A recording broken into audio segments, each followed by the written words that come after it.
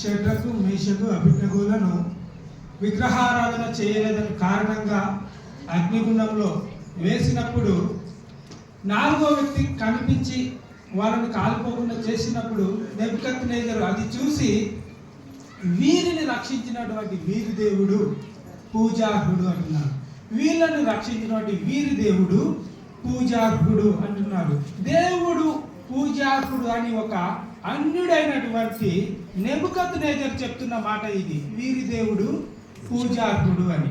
ఎందుకు మరి దేవుడు పూజార్హుడు అని ఆయన తెలియజేస్తున్నాడంటే తన భక్తుల మధ్య ఆయన చేసిన రక్షణ కార్యాన్ని నెబుకద్నెజరు కల్లారా చూచాడు కాబట్టి వీరి దేవుడు పూజార్హుడు అంటున్నాడు. మరి దేవుడు షడ్రకు మేషకు అభిజ్ఞగులకు తోడై ఉన్నట్లుగా మనకి కూడా తోడై ఉన్నాడు. అనేక కార్యాలు మన జీవితంలో గత సంవత్సరం చేసి ఉంటాడు, ఈ సంవత్సరం కూడా చేయబోతున్నాడు అని నమ్మిన ప్రతి ఒక్కరూ మీ స్వరాలను విప్పి మనస్ఫూర్తిగా దేవుని నామాన్ని స్తుతించవలసిందిగా కోరుతున్నాను.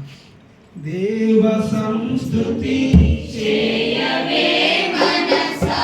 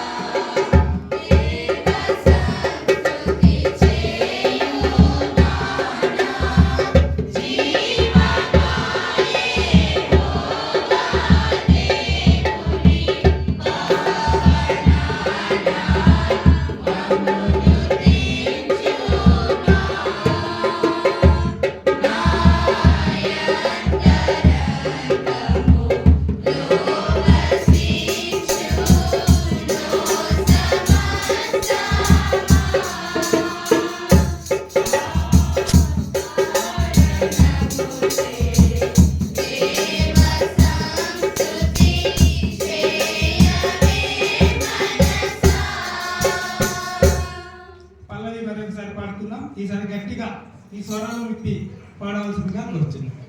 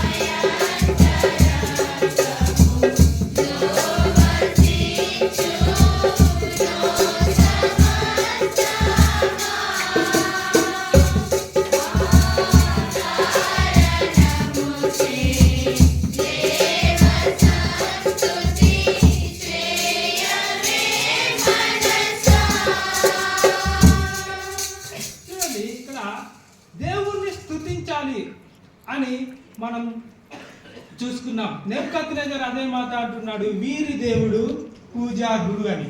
ఈ పాట ద్వారా మనం దేవుణ్ణి స్తుతించాం. మన ఆత్మ ద్వారా మన మనస్ఫూర్తిగా దేవుణ్ణి స్తుతిస్తున్నాం. అయితే ఈ పాటలో చివరిలో మనం చూసుకుంటే ఆ కారణముచే దేవుని నామాన్ని స్తుతించాలి అని చెప్పడం జరిగింది. చూడండి, ఆ కారణం, ఏ కారణాలను బట్టి మనం దేవుణ్ణి స్తుతించాలి అంటే ఒక 3 వచనాలను లేకపోతే 3 చరణాలను ఇక్కడ తీసుకోవడం జరిగింది. సో ఆ కారణము ఏంటిది అని చూసుకున్నట్లయితే మొదటి కారణం, దేవుడు క్షమించే దేవుడు కాబట్టి, ఆయన క్షమా హృదయం కలిగిన దేవుడు కాబట్టి ఆయనను మనం స్తుతించగలగాలి. ఎందుకు? మనం ఇన్ని రోజులు జీవించాం, గత సంవత్సరం అంతా మనం జీవించాం. గత సంవత్సరంలో మనం దేవునికి అసహ్యమైన కార్యాలు చేసి ఉంటాం. అయినప్పటికీ మనము చేసే తప్పులను క్షమించి నూతన సంవత్సరంలో మనల్ని అడుగు పెట్టించిన విధానాన్ని బట్టి, ఆ కారణాన్ని బట్టి మనం దేవుని నామాన్ని స్తుతించగలగాలి. అందుకే కీర్తనకారుడు ఏమంటారు 103వ కీర్తనలో, నా ప్రాణమా యెహోవాను సన్నతించుము, అంతరంగమున సమస్తమా ఆయన పరిశుద్ధ నామమును సన్నతించుము. నా ప్రాణమా యెహోవాను సన్నిధించుము, ఆయన చేసిన ఉపకారములలో దేనిని మరువకము. మరి గత సంవత్సరం అంతా ఆయన మనల్ని కంటికి కాపలాగా కాపాడి రక్షించి మనం కుడి ఎడమలకు తప్పిపోయినప్పటికీ ఈ రోజు స్తుతించే భాగ్యాన్ని మనకు అనుగ్రహించను బట్టి, ఆయన మనం చేసిన తప్పులను క్షమించిన విధానాన్ని బట్టి మనం ఆయనను స్తుతించాలి. కాబట్టి మనం మన స్వరాలను విప్పి దేవుని నామాన్ని మహిమకరంగా ఈ మొదటి చరణాన్ని మనం పాడుకుందాం. జీవమాయే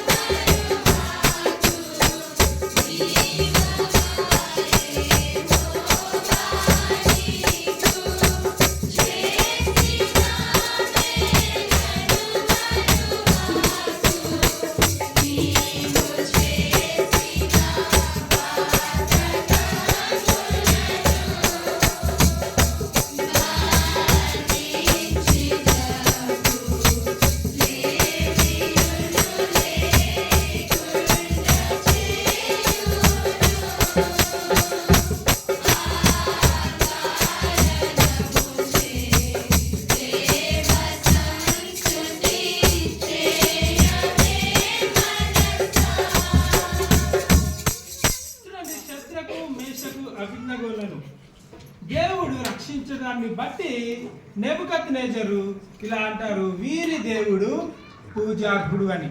చూడండి, వీరి దేవుడు, వారి దేవుడు ఎవరు? యెహోవా దేవుడు. యెహోవా దేవుడు పూజార్హుడని నెబుకద్నెజరు చెప్తున్నాడు. అందులో మనం ఒక కారణం చూసుకున్నాం. దేవుడు క్షమ కలిగిన దేవుడు, క్షమాపణ ఇచ్చే దేవుడు, మనల్ని క్షమించే దేవుడిని బట్టి ఆ కారణాలను బట్టి దేవుణ్ణి స్తుతించే వారిగా మనం ఉన్నాం. రెండో కారణంగా ఎందుకు స్తుతించాలంటే దేవుణ్ణి ఆయన ప్రేమ స్వరూపి కాబట్టి మనం దేవుణ్ణి స్తుతించగలగాలి. చూడండి, న్యాయాధిపతులు మీరు గ్రంథం చదివినట్లయితే న్యాయాధిపతులు కాలంలో వాళ్ళకి రాజు అనేటువంటి వాళ్ళు లేరు. అప్పుడు ఏం చేసేవాళ్ళు? వాళ్ళకు ఒక నాయకుడు అనేటువంటి లేడు, ప్రవక్తలు కూడా ఆ సమయాలలో లేరు. కాబట్టి వాళ్ళు ఏం చేశారంటే వాళ్ళు విచ్చలవిడితనంగా వాళ్ళు జీవించడం మొదలుపెట్టారు. అయితే దేవుడు వారి మధ్యలో న్యాయాధిపతులను లేపుతాడు. న్యాయాధిపతులను లేపినప్పుడు మొదటిగా ఒత్నియేలుని లేపుతాడు. సో ఒత్నియేలు వారి మధ్యలో ఉన్నప్పుడు దేవుడు వాళ్ళకి జరిగే అన్యాయాల నుండి, అలాగే పొరుగు దేశాల శత్రువుల నుంచి వాళ్ళను రక్షించడం జరుగుతుంది. సో ఒత్నియేలు కాలం అయిపోయిన తర్వాత వాళ్ళు మళ్ళీ పాపంలో పడతారు. అయితే దేవుడు వాళ్ళని మళ్ళీ ప్రేమించి యెగ్నోనును న్యాయాధిపతిగా చేస్తాడు.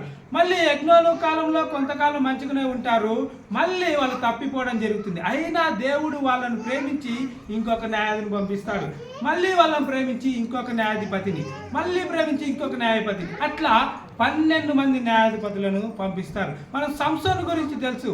న్యాయాధిపతులలో చివరి న్యాయాధిపతిగా అతని గురించి చెప్తారు. సంసోను కాలంలో కూడా ఇశ్రాయేలీయులు చేసేది ఏంటంటే వాళ్ళు ఫిలిస్తీన్ల చేత దోచబడతారు, దోపిడీలకు గురవుతారు, అణచబడుతుంటారు. ఎందుకంటే వారు చేసే పాపాన్ని బట్టి. అయితే దేవుడు వారిని ప్రేమించి వారికి ఒక న్యాయాధిపతిగా సంసోనును పంపించడం జరుగుతుంది. సంసోను తన జీవితకాలం అంతా దేవునితో నడిచి వాళ్ళు అనుభవిస్తున్నటువంటి ఫిలిస్తీన్ల బాధ నుంచి వాళ్ళని విముక్తిని చేయటం జరుగుతుంది. ఈ 12 మందుల న్యాయాధిపతుల కాలంలో చూస్తే మొదటి న్యాయాధిపతి వచ్చినప్పుడు కొంతకాలం మంచిగా ఉంటారు, మళ్ళీ తప్పిపోతారు. తర్వాత రెండో న్యాయాధిపతి వచ్చినప్పుడు మంచిగా ఉంటారు, తప్పిపోతారు. సో ఇలా వాళ్ళు మంచిగా ఉంటారు, తప్పిపోతారు. అయినప్పటికీ దేవుడు తన ప్రేమను వారి నుండి మానుకోలేదు, తాను ప్రేమించడం మానుకోలేదు. సో అలాంటి దేవుడు మనల్ని కూడా ప్రేమిస్తున్నాడు. మనం కొన్ని రోజులు దేవునిలో నడిచి తర్వాత లోకానుసారంగా జీవించినప్పటికీ కూడా దేవుడు మనల్ని ప్రేమిస్తూనే ఉంటాడు. ఎందుకంటే ఆయన అత్యధికమైన ప్రేమ కలిగినటువంటి వ్యక్తి. కాబట్టి అట్టి ప్రేమను దేవుడు మనకు అందిస్తున్నాడు. కాబట్టి ఆ కారణాన్ని బట్టి మనం దేవుణ్ణి స్తుతించగలగాలి. ఈ 5వ చరణం పాడుతూ దేవుని నామాన్ని స్తుతించుదాం. అత్యధిక ప్రేమ స్వరూపి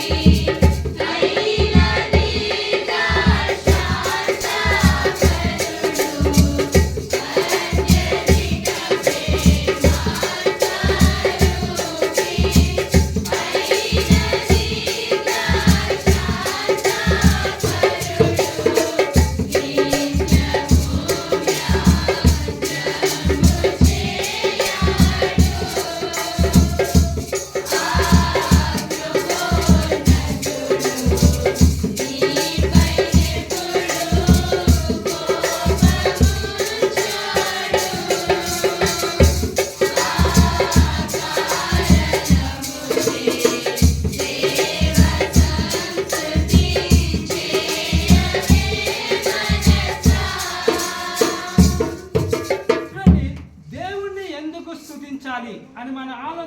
దేవుని ఉన్న అర్హతలను మనం జ్ఞాపకం చేసుకుంటున్నాం. ఒకటి, ఆయన క్షమించే దేవుడు కాబట్టి ఆయనను స్తుతించగలుగుతున్నాం.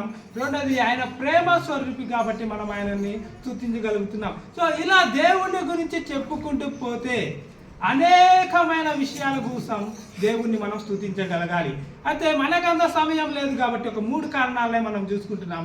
3వ కారణం ఏంటంటే ఆయన జాలి కలిగిన దేవుడు కాబట్టి మనం ఆయనను స్తుతించాలి. మనందరికీ తెలుసు తప్పిపోయిన కుమారుడు తన తండ్రిని మాట కాదని తన ఆస్తిని తీసుకొని ఆయన లోకానుసారంగా జీవించి అంత వ్యర్థం చేసుకొని తర్వాత మళ్ళీ బుద్ధి కలిగిన వాడే, అయ్యో నా తండ్రి దగ్గరికి వస్తే మంచిగా ఉంటుంది కదా అని తెలుసుకొని తన తండ్రి దగ్గరికి వస్తే తన తండ్రికి చేరబోయే ముందే తండ్రి ఎదురుగా వెళ్ళి తన కుమారుని హత్తుకోవడం జరుగుతుంది.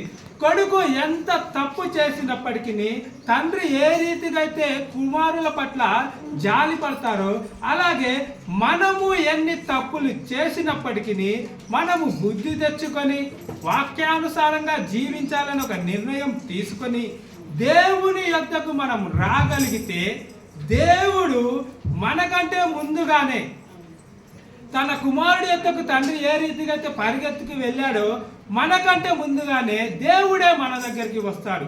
అట్లాంటి జాలి కలిగిన దేవుణ్ణి బట్టి మనం ఆయనను స్తుతించగలగాలి. సో ఈ 8వ చరణం పాడుతూ ఆయన జాలి గుణాన్ని మనం జ్ఞాపకం చేసుకుంటూ ఆయనను స్తుతిస్తూ ఆయన నామాన్ని ఘనపరచుదాం.